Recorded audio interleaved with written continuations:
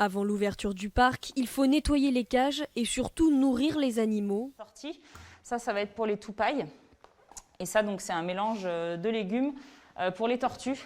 À commencer par le calao, un oiseau tropical venu d'Asie du Sud-Est. Tu viens? Allez, on va te mettre ça dedans.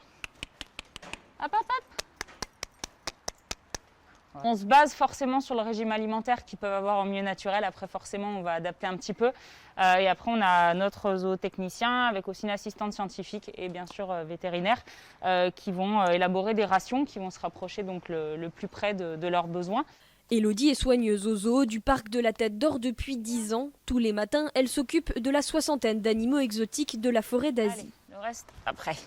Comme cette femelle tapir fraîchement arrivée du zoo de Nuremberg. Pour Élodie, c'est une première. Personnellement, j'avais jamais travaillé avec un tapir, donc c'est vrai que c'est assez particulier comme animal.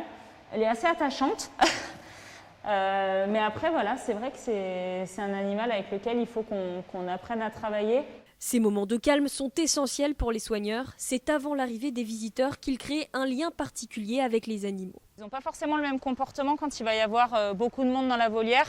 Là, on peut plus facilement arriver à remarquer s'il y en a un qui est un petit peu différent d'habitude, s'il y a des tensions. Ici, beaucoup d'espèces sont en voie de disparition. Une des missions d'Élodie et de ses collègues, sensibiliser le public au respect de la faune sauvage. La principale, on va dire, menace de ces animaux, c'est en particulier la déforestation.